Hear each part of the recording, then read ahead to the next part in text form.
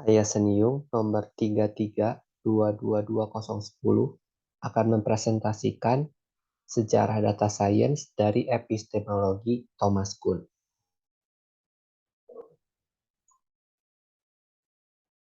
Pendahuluan. Perkembangan ilmu pengetahuan dan teknologi di berbagai bidang tidak lepas dari sejarah ilmu pengetahuan itu sendiri. Sejarah sains tidak dapat terlepas dari berbagai pemikiran para filsuf dunia yang memberikan dasar pemikiran yang menjadi fondasi dasar dari perkembangan ilmu dan teknologi pada masa sekarang ini. Salah satunya adalah Thomas Kuhn dengan revolusi sainsnya. Sebelum Thomas Kuhn, ilmu pengetahuan disusun berdasarkan sesuatu yang bebas nilai, independent, empiris. Setelah Thomas Kuhn, dikenal dengan revolusi dan paradigma. Salah satu bidang ilmu pengetahuan yang pada masa sekarang ini memiliki perkembangan yang sangat pesat dan tidak lepas dari pemikiran Thomas Kuhn adalah data science. Research question. Bagaimana pandangan Thomas Kuhn terhadap sejarah dari sains? Bagaimana analisa Thomas Kuhn terhadap sejarah dari data science? Metode penelitian. Metode penelitian yang akan digunakan dalam tulisan ini adalah dengan mempelajari beberapa literatur sehingga diharapkan kita dapat menganalisis, merangkum, mensintesis hipotesis secara deskriptif. Penilaian ini memiliki basis studi literatur. Biografi Thomas Kuhn. Thomas Kuhn lahir di Cincinnati, Ohio, Amerika Serikat pada tanggal 18 Juli 1922. Thomas Kuhn memulai kuliahnya di Universitas Harvard dan berhasil meraih gelar sarjana pada tahun 43 di bidang fisika. Kemudian tahun 46 dia berhasil meraih gelar master dan tahun 49 meraih gelar doktor di bidang fisika. Salah satu tulisan Thomas Kuhn yang terkenal adalah The Structure of Science Revolution yang ditulis pada tahun 62. Tulisan ini menjadi masterpiece dari Thomas Kuhn tentang sejarah dan filsafat ilmu yang di dalamnya berisi konsep-konsep tentang revolusi ilmu pengetahuan. Pemikiran Thomas Kuhn. Pada masa sebelum Thomas Kuhn, teori ilmu pengetahuan yang berkembang adalah teori positivisme. Menurut teori ini, ilmu pengetahuan berkembang secara kumulatif, yaitu akumulasi dari riset-riset para ilmuwan sebelumnya. Thomas Kuhn berpendapat bahwa perkembangan ilmu pengetahuan tidak mungkin hanya karena akumulasi riset-riset, tetapi harus adanya suatu revolusi. Revolusi ilmu pengetahuan yang diungkapkan oleh Thomas Kuhn adalah suatu revolusi ilmu pengetahuan yang lahir ketika melihatnya dari sudut pandang yang berbeda atau terjadi pada saat perubahan paradigma. Konsep paradigma inilah yang kemudian menjadi ciri dari teori Thomas Kuhn. Berikut ini adalah pemikiran Thomas Kuhn dimulai dari tahap pre-paradigma, masuk ke normal science, kemudian anomali, kemudian krisis, dan kemudian terjadinya revolution. Sebelum nanti akan kembali ke normal science. Masa paradigma atau pre-paradigma. Pada masa ini, belum ada satu paradigma yang digunakan oleh manusia secara umum. Yang kedua, masa ilmu pengetahuan normal. Pada masa ini, di mana terjadi suatu stabilitas ilmu dan ilmuwan bekerja dalam suatu paradigma yang sudah diterima secara umum. Ketiga, masa anomali. Banyak ditemukan data-data anomali yang bermunculan dari hasil riset para ilmuwan yang tidak dapat dijelaskan oleh ilmu pengetahuan normal pada saat itu. Yang keempat, masa krisis. Anomali-anomali ini semakin sering muncul dan menyebabkan krisis di antara para ilmuwan. Yang terakhir, masa revolusi. Hadirnya suatu paradigma baru yang dapat menjawab berbagai masalah yang dihadapi. Analisa Kuhn terhadap sejarah dari data science. Masa paradigma atau pre-paradigma. Data dari berbagai ilmu pengetahuan disimpan dalam bentuk manual, seperti kertas dan buku. Sampai kemudian pada tahun 1948, Shannon mempublikasikan suatu teori matematika untuk komunikasi, yang kemudian disusun oleh Turing dengan Computational Machinery and Intelligence yang dikenal dengan mesin Turing. Pada masa pre-paradigma ini, belum ada cara pandang yang diakui secara luas atau universal mengenai bagaimana memproses data melalui suatu mesin. Yang kedua, masa ilmu pengetahuan normal. Pada masa ini, pengolahan data menggunakan matematika. Ilmu pengetahuan normalnya matematika dan statistika. Kira-kira berlangsung pada tahun 1960 sampai tahun 1970. Yang ketiga, masa anomali. Ilmuwan mulai menemukan fenomena-fenomena yang tidak dapat dijelaskan oleh teori-teori statistik yang ada. Pada tahun 62, John W. Turkey dengan tulisannya The Future of Data Analysis mengungkapkan bahwa seorang ahli statistik seringkali mengambil sesuatu yang bersifat khusus ke yang umum. Tetapi dengan semakin berkembangnya matematika statistik, maka arah perkembangan terletak pada analisa data. Tahun 74, Peter Nowell mempublikasikan Concise Survey of Computer Method. Data science, ilmu yang mengenai data, begitu mereka terbentuk, maka hubungan data dengan apa yang mereka wakili didelegasikan ke bidang atau ilmu lain. Masa krisis. Anomali yang ditemukan pada berbagai riset oleh ilmuwan semakin banyak, dan semua membuat para ilmuwan meninggalkan paradigma yang lama dan memulai paradigma yang baru dalam proses pengolahan data. Tahun 1977, The International Association of Statistical Computing mendefinisikan suatu bab khusus mengenai cara menghubungkan metode statistik tradisional, teknologi komputer modern, dan pengetahuan tentang domain untuk mengubah data menjadi informasi.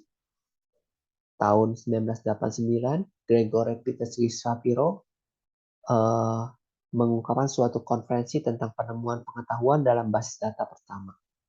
Dan pada tahun 1994, Business Week menerbitkan suatu artikel tentang database marketing. Masa revolusi.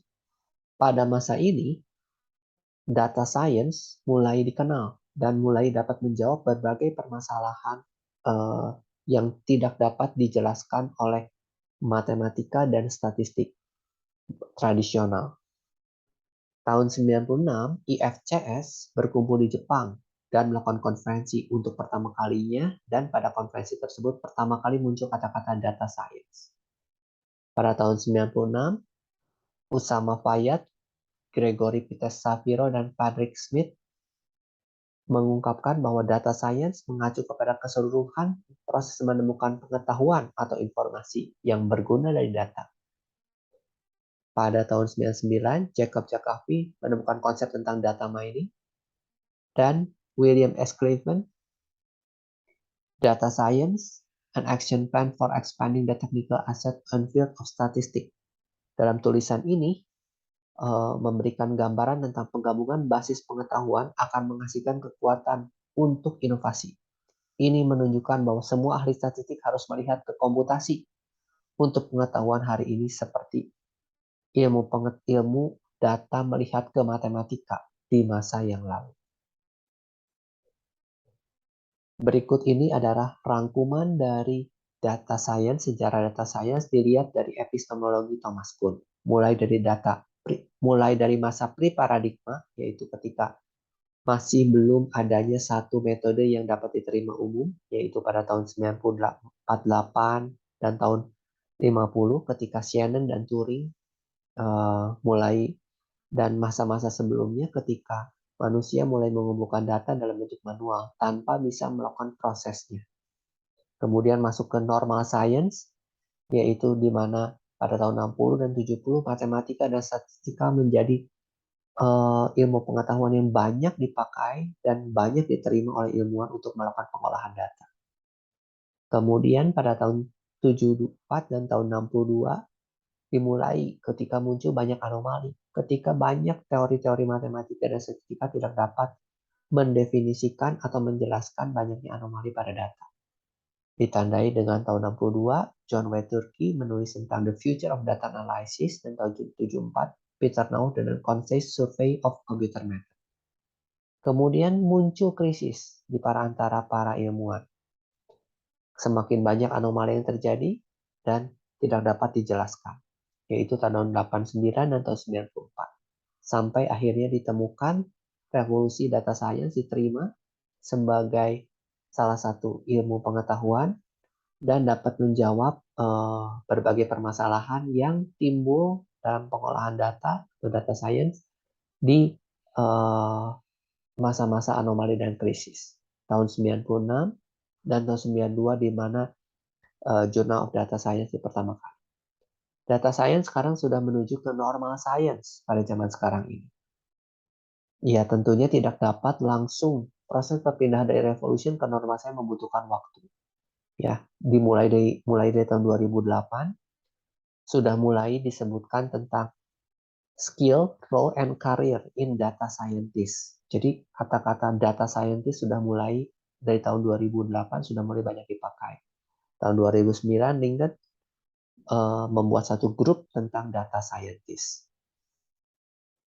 Grafik perkembangan jumlah pekerjaan pada yang berhubungan dengan data scientist kita terlihat pada tahun 2002 ketika revolusi sudah dimulai akan masuk ke ilmu pengetahuan normal, kita melihat bahwa pekerjaan yang berhubungan data science meningkat dengan drastis.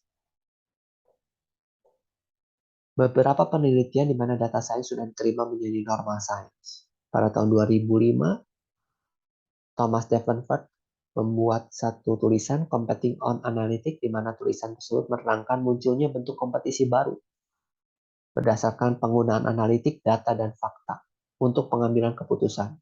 Alih-alih bersaing dengan tradisional, seperti menggunakan statistik, perusahaan mulai bersaing dengan menggunakan data. September 2005, National Science Board mempublikasikan suatu tulisan yang berjudul Long Live Digital Data Collection Enabling Research and Education in abad 21. Tahun 2007, The Research Center and Datalogy and Data Science didirikan di Universitas Fudan, Shanghai, China.